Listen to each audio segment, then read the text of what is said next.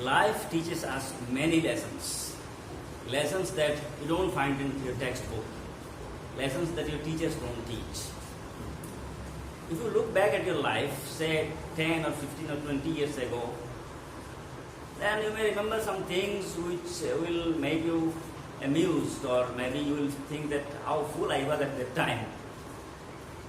And there may be certain things that happened in your life 20 or 15 years ago that make you feel bad again. You feel angry with some people, with some situations. Life is full of happiness and sadness. You meet people who make your life happy. You meet people who do harm to you. We meet different types of people. We find ourselves in different types of situations. And it is all these things that add charm or beauty or sadness to our life. And this is what life is. So when you look back at your life, something that happened when you were a child, then what kind of feeling you have? It all depends on what kind of situation you passed in your childhood. In today's topic, we will see memories of childhood, and here two girls share their memories. There are two stories. Two girls' names are Vidyalasa and Bama. The names may sound somewhat uncommon to you. Vidyalasa and Bama are not their original names. Their original names we will find in the text after a while. And quite interestingly, Vidyalasa's story is set about 1.5 centuries ago. It was in the late 19th century, something that happened in America.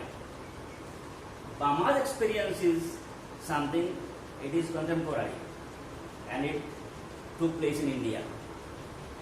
Two stories taken, and the authors, the narrators of the two stories will narrate things, the unfortunate things that happened to their life.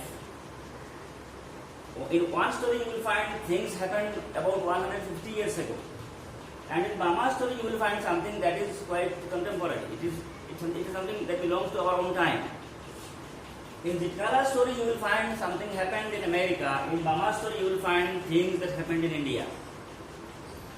What was it that happened? If I tell it in a single word, it's discrimination. These two girls, they faced discrimination. What is discrimination? Discrimination is the absence of justice and equality. When you are treated differently because you are not like others, your difference of identity is not respected.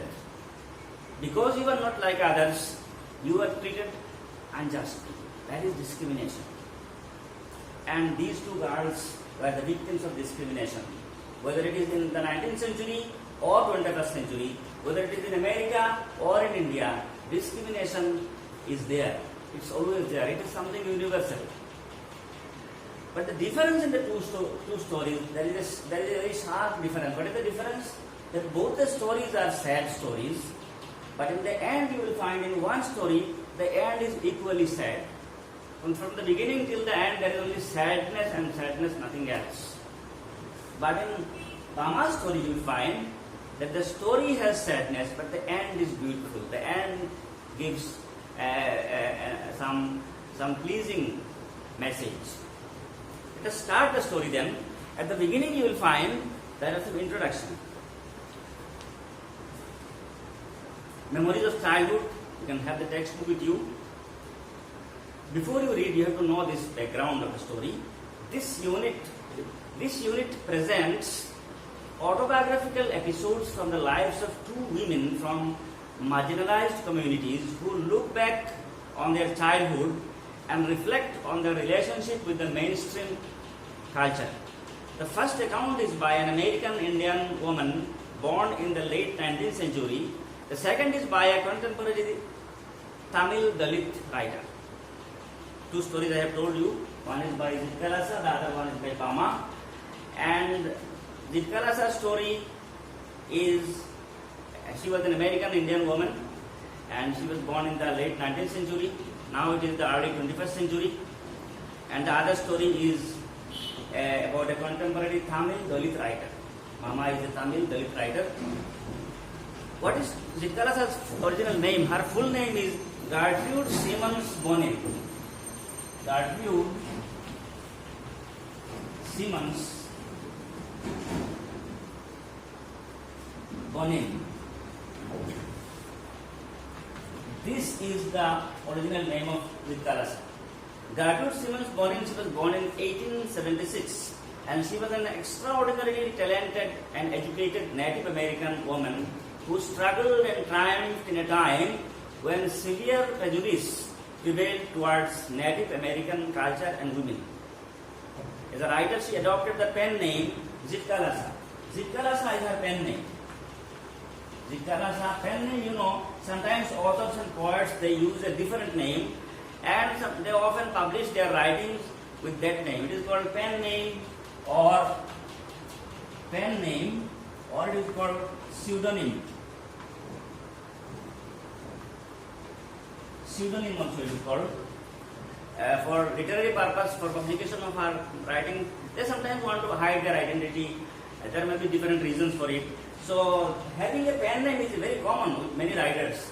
Zitkalasa took this pen name Gertrude Simmons Bonin. She took the pen name Zitkalasa, and as a writer she adopted the pen name Zitkalasa, and in 1900, when her age was 24 years, in 1900 she began publishing articles criticizing the Carlisle Indian school.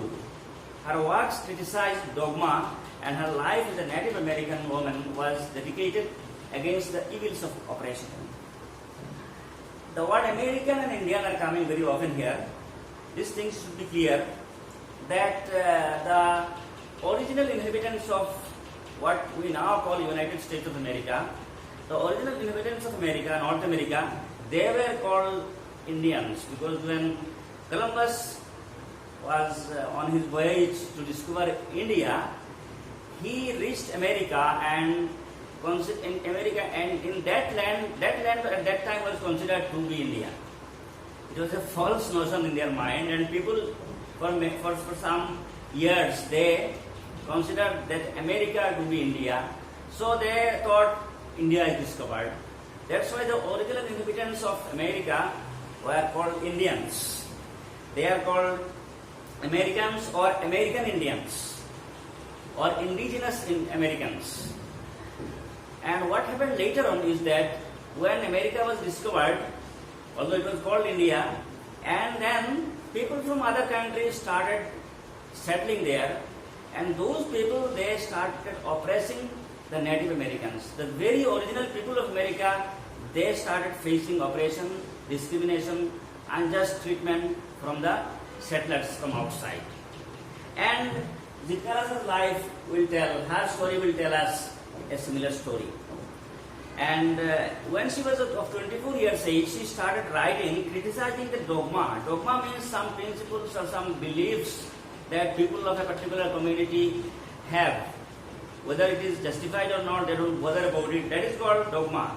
So Zitkalasa started writing, criticizing the dogma, and also her life as a Native American woman was dedicated against the evils of oppression. Wherever she found oppression, wherever she found injustice or discrimination, she fought back with the help of her writing. And that happened where she started writing at the age of 24, but the story that she will tell, it is about her early life when she was sent to a school and she was quite new. It was her first day in the school, how she was treated, this she will tell. Now coming to the other story by Bama. Bama is the pen name of a Tamil Dalit woman from a Roman Catholic family. She has published 3 main works. Firstly, an autobiography. Its name is Karukku. It was published in 1992.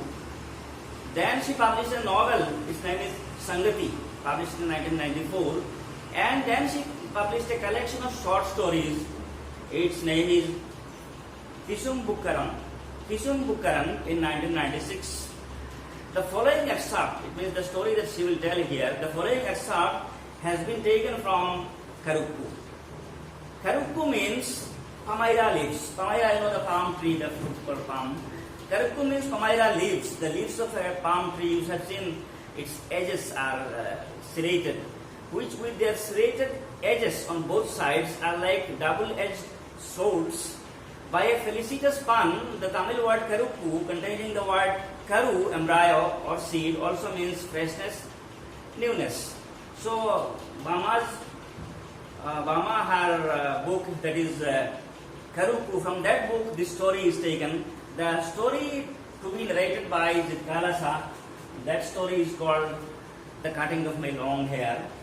And the story narrated by Jitkalas, narrated by Bama, that is, we too are human beings. Let us first of all study Jitkalasa's story. Jitkalasa. Her story is the cutting of my long hair. This is the first story by Jitkalasa. The cutting of my long hair. Let us start the story then. The cutting of my long hair by Jitkalasa. The first day in the land of apples was a bitter cold one, for the snow still covered the ground and the trees were bare. A large bell rang for breakfast, its loud metallic voice crashing through the belfry overhead and into our sensitive ears.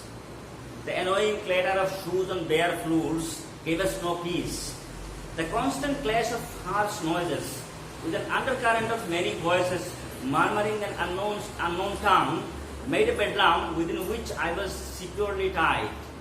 And though my spirit tore itself in struggling for its lost freedom, all was useless. This was the first day of the Jitkalasa as a child in the school. The name of the school is not mentioned in the story, but we earlier got the story. Its name is Carlisle Indian School. Carlisle Indian School, and it was somewhere in a city called Pennsylvania in America. And Pennsylvania is famous for its production of apples, so the author calls this place Land of Apples. The first day in the Land of Apples was a bitter cold one. It was winter. It was a very cold day and snow still covered the ground, and she has gone to the school. It was her first day in school. She knew nothing about the system in the school, about the practice, about how to do and what to do and what not to do. So her first day it was, and then a large bell rang for breakfast. The metallic voice of the sound of the bell, it crashed through the belfry. Belfry is a tower where bells hang. Belfry. Belfry is a tower. From where? Tower from where? Bells hang. It is a tower where all the bells are there. So someone hit the bell and it rang and its sound was very irritating. And then people were moving on bare floors. B-A-R-E, bare means there is no carpet, nothing, the floor is bare. People are moving. There are constant clash of harsh noises, people are talking. And there was an undercurrent of many voices murmuring an unknown tongue. There was some unknown tongue. Murmuring means the sound that is low sound, low voice. And there were a bedlam. Bedlam means confusion. It was the first day and she found people coming, moving. There were sounds of talking. Low voices were there. Bell was rung, which was very irritating. It was quite a new thing for her. But she was trying to get free from here. This was a situation quite new for her, and all this system, the things, it was unknown to her. She was not familiar with any of these things, and she wanted to get out of it at the earliest. But what happened, you see? A pale-faced woman with white hair came up after us. We were placed in a line of girls who were marching into the dining room. It was the breakfast time, so the first bell was rung for breakfast, and it was her first day in the school. And she saw a pale-faced woman. A pale-faced woman means a woman having a pale face, a woman whose face has lost its charm. With such a face the woman was, and she came up after us. We were placed in a line of girls who were marching into the dining room. They were going to the dining room to have their breakfast, and these were all Indian girls. Indian girl means the Native American girls, they were in stiff shoes. Their shoes were stiff. Stiff means rigid. You cannot move. That the shoes, some shoes are there which after wearing you can move it, it easily moves. Stiff shoes means very tightly fit. Those Indian girls, they were in stiff shoes and closely clinging dresses. Closely clinging dresses means their dress were also very close fit. The whole shape of the body could be visible. This type of dress they were wearing. The small girls wore sleeved aprons. Apron means a piece of cloth that usually it is kept on the front of a baby. When you feed a baby, maybe the food particles will fall on the cloth, and cloth will be made dirty. So in order to avoid this, a piece of cloth is often put here. You may have seen this kind of thing being worn by people in some restaurants also. So small girls were wearing aprons which were sleeved aprons. Sleeved means they had sleeves, long aprons they were wearing, and their hair was shingled. That is very important in this whole lesson. This word is very important. Shingled hair. Those small girls who were having sleeved aprons and their hair was shingled. It is not single, it's shingled hair. The word single means small pebbles. Shingle, it is noun. Here the word shingled is used as a verb. Shingled hair, now it is used as an adjective, although it is originally a verb, and verb used as an adjective. So shingled means cut short. Hair was cut short. The bell was rung and they were moving towards the dining hall for having breakfast. And this was the scene she was having in front of her. As I walked noiselessly in my soft moccasins, earlier we found that all the other people, they were moving and the sound of shoes were very much there. But so far as Jitalasa is concerned, she was wearing a kind of shoe that is called moccasin. It is made of some soft materials, so there is no sound. It doesn't produce any sound while moving. So she said, as I walked noiselessly in my soft moccasins, my shoe was a type of shoe that is called moccasins. It was made of some soft materials. It didn't create any sound. And then what happened? I felt like sinking to the floor. Why do you feel like sinking to the floor? Sinking to the floor means she felt so ashamed of herself that she wanted to sink. She wanted to fall on the ground. Why? For my blanket had been stripped from my shoulders. Blanket here means this shawl, something like shawl. It's a very cold place. Winter was extreme there. So they were wearing something like shawl, which she calls blanket. Her blanket, it stripped from her shoulder. Her shoulder became naked. And that made her very ashamed and she felt like sinking on the floor. Although she said that I looked hard at the Indian girls who seemed not to care that they were even more immodestly dressed than I. She said that her concern about her modesty was that when the cloth, this blanket, it was removed from her shoulder, it suddenly got removed. She felt ashamed, so much that she felt like sinking on the floor. But so far as the other American girls who were called Indians, other Native American girls were concerned, they were more immodestly dressed than I in their tightly fitting clothes. They were wearing tightly fit clothes and still they were careless. While we marched in, the boys entered at an opposite door. The girls were entering from one door, from the opposite door, boys were entering. I watched for three young braves. Three young braves means three very brave looking girls who came in our party. I spied them in the rear ranks. Rear ranks on the back. Rear rank means on the back row. On the back row I spied. It means I secretly looked at them. When I secretly looked, I found that three very brave girls were there. Although they were brave, but they were looking as uncomfortable as I felt. For them also it was a new experience. They were also like me and they were also feeling really uncomfortable.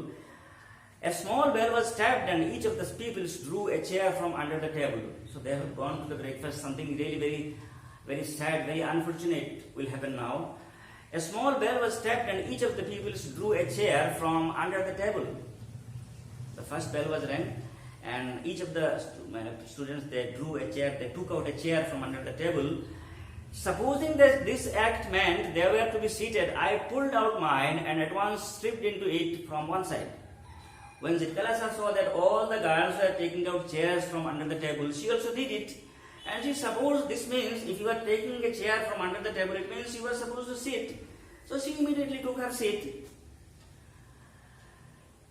But when I turned my head, after sitting, yes, the moment she turned his head and she looked around, I saw that I was the only one seated. And all the rest at our table remained standing.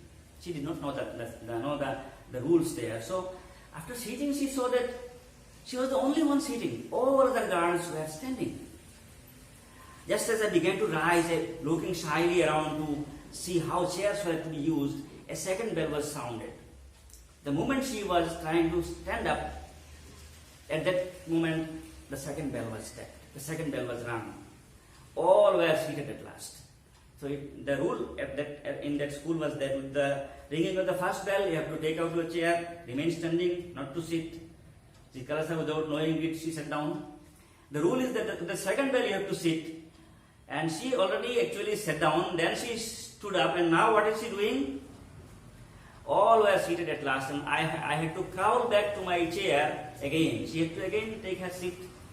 I heard a man's voice at one end of the hall, and I looked around to see him. At that time she heard someone speaking, and she wanted to locate where the sound was coming from, who it is. She wanted to see around, and she looked around, and then what happened?